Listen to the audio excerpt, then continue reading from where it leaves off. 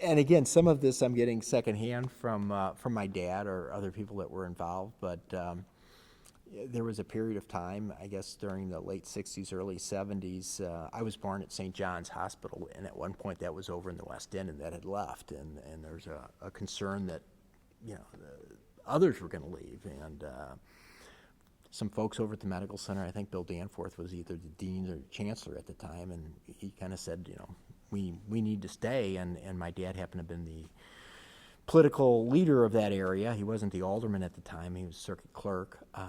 But back in those days, it was a different era and more trusting environment, I guess. People didn't move as much, so he had grown up down there. So many of the people who lived there had known him for his whole life, and so he had a level of trust among them. So when the time came to start, thinking about redevelopment, back in those days, they still had eminent domain, and it was had been probably abused at some point, and so there was a lot of issues or concerns about that. And he was the guy who kind of came in, and everybody knew him and called him by the first name, and kind of led some of the folks from the medical center through the process that was necessary to develop some confidence among the folks who lived down there.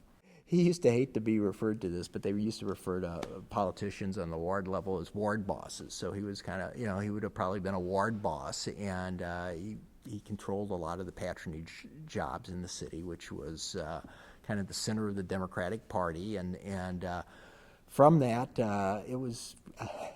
it was just a different era.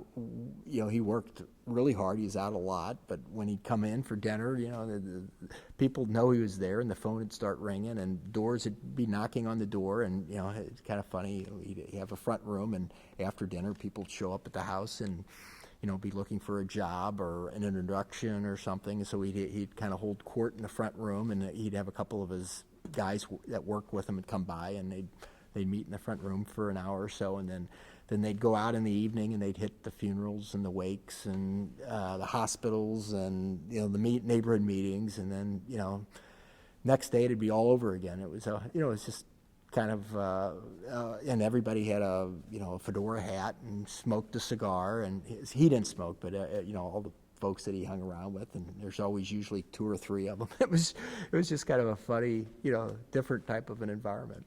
If you were Italian, to be a godfather. Yeah, kind of, I guess. But usually, somebody with the neighborhoods were closer then because people didn't move as much, and so everybody kind of knew who was out of a job or, who was down on the luck. If most of the women, worked in their homes as opposed to having jobs, and if one of them lost their husband or something, the neighborhood would kind of come together and try to help her out, and she might end up working at City Hall, and a Christmas basket would show up at their house, and it was just, a more close-knit community, I think. Well, from a standpoint of legislation, down here in City Hall, there's a number of enabling things the city can provide to help out, whether it's economic incentives, or in some cases use of eminent domain, zoning. There's all kinds of things that the city regulates, and so you need to do a redevelopment plan. You need city cooperation to do that. So that's you need the legislative process, the mayor, and all the political support to have that happen. Of course, in order for them to do that as a local politician, you just can't go out and do that and not have people informed of it, because there's going to be public hearings and notices and so forth. So his role was very much kind of an intermediary, someone who the leaders of the medical center would come to and say, okay, this is what we're wanting to do.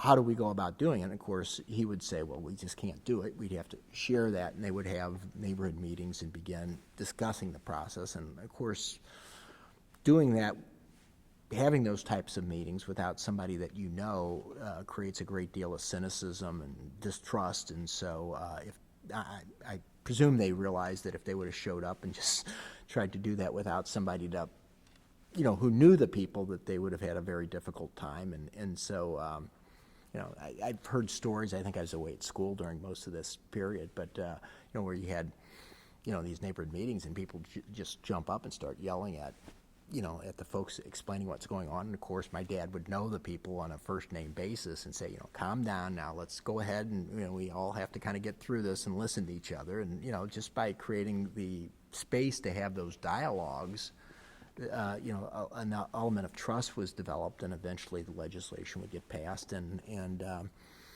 it was very, very important.